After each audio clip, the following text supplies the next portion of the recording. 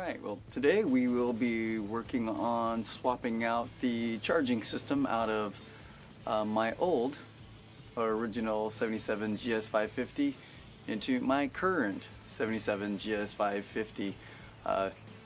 Wouldn't start up for me the other day, just completely out of the blue. Couldn't put my finger on it until I looked at the battery terminal and saw a bit of corrosion, which I should be able to show you here in this picture if you can.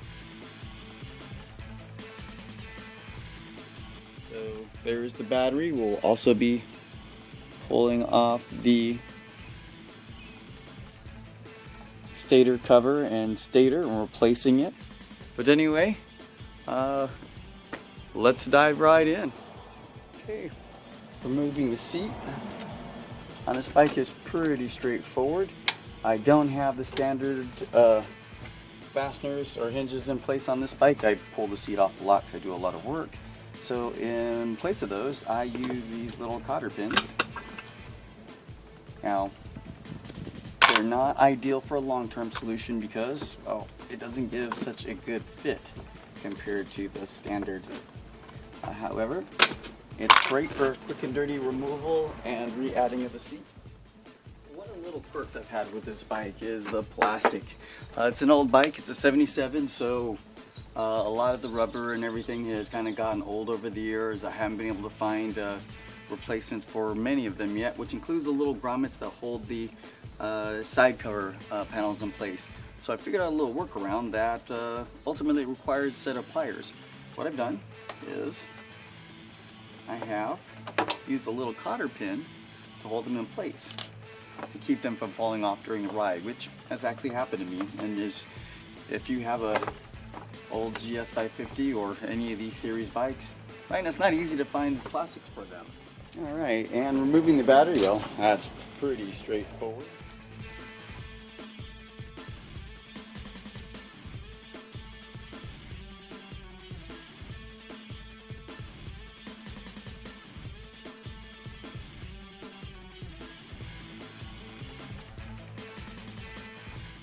And then go ahead and remove the battery itself.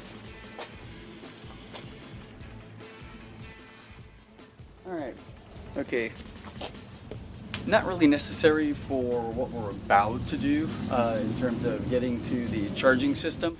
However, I'm going to take the tank off just so that visually it's going to be easier to see what's going on.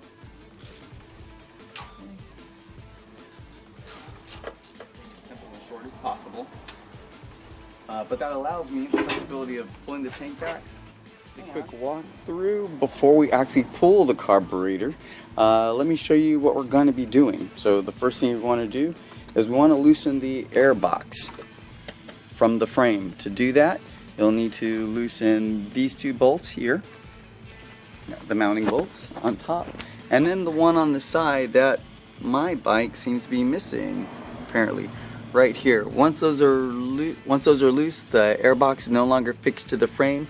That allows for some flexibility for movement when we actually pull the carburetor, because the carburetor is lined up between the header, the boot, and the air box, so there's not a lot of wiggle room. We're going to have to make that wiggle room, and once we have that wiggle room to get them out, we're going to have to loosen what connects them. So here in this case are the screws between the air box and the carburetor, right there. Focus it. And then also on the other side towards the front, we have kind of tucked under as well are the screws for the intake. Also, we're going to have to take off disconnect the throttle cables as well. Kind of a pain in the butt. The worst part is trying to get them back on and working properly. That's usually been my challenge. So removing the top bolts. And the cordless is my favorite tool out of everything I got here in the garage,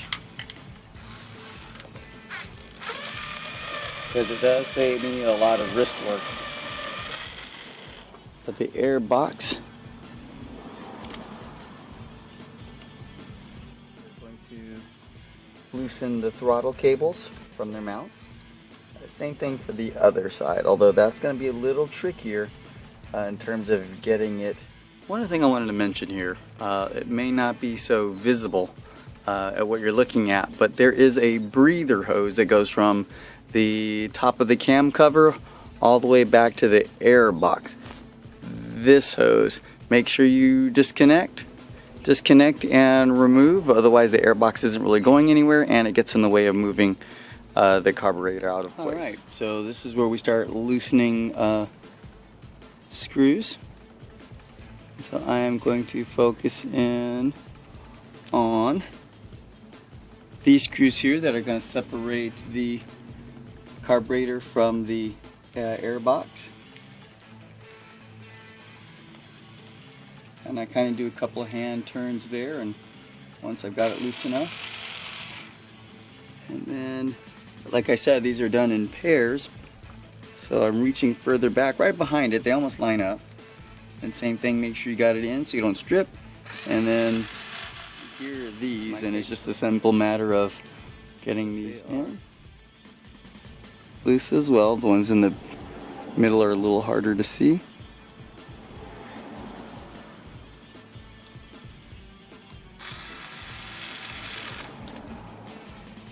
Okay, so the idea is first, I should be wearing gloves. Pull all this back.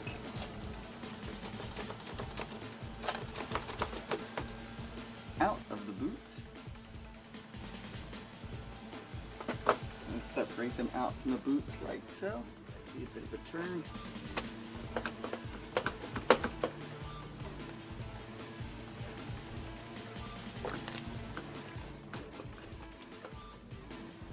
And I just want to point out here, this would be a good time to go ahead and remove the throttle cable,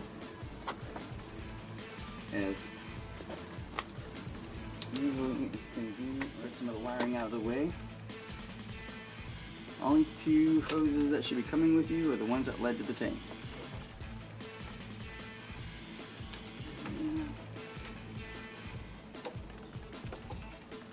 So there we go. And this is the carburetor removed. Okay, we're going to be focusing on the camshaft tensioner. Here is the loosen the washer, like so, and then tighten the lock washer back in place. Cleaning while I'm in here.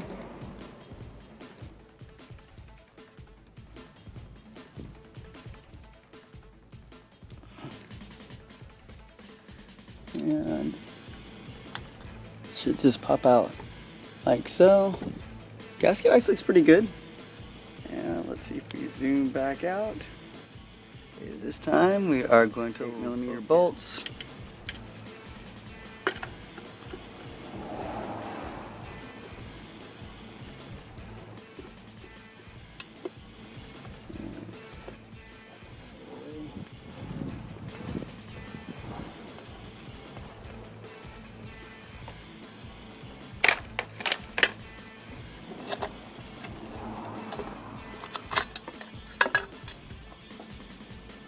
There goes the starter cover. From here, the starter from here. Flip it. Alright, almost.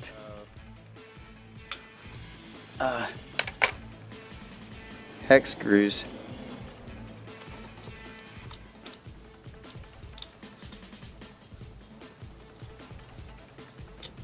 Let's move that out of the way. And then also, let's see here, there behind the starter are the two mounting screws, or two mounting bolts there. Should get those off. There's no good way to position the camera, so I won't be able to show you while I do it, but it's pretty straightforward. Socket, it's a bit of a snug fit, but they should just come right on out. Careful not to damage anything against the motor where the tensioner goes. And same thing.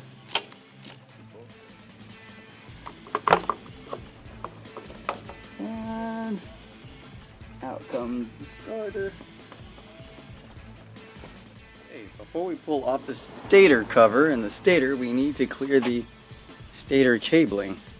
That is going to be, or the wiring, that's going to be this cable here that runs through the back, underneath the air box, and out to the other side of the bike. And it should be this harness here. So I always recommend taking a decent picture so you know what wires go with what, because you are going to have to reconnect them. Take a couple of there, and then all you have to do is just connect and thread. Now in this case, remember it's a 77, so I do have a regulator that I'm not going to need. After threading out the wiring, here it is. I'm just going to set it off to the side, and then let's focus back on the cover itself. Now inside of it there is a pretty strong magnet. That's what's really going to be the force of what's holding it together. I'm going to need the oil pan because it's going to drip. I try not to make a big mess, but sometimes, you know. Let's get this bad boy off.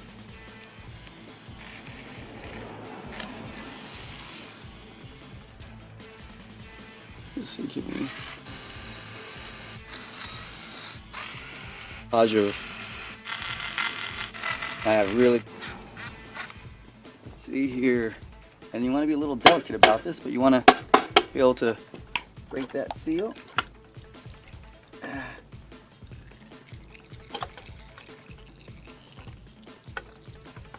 Crap. And then this happens.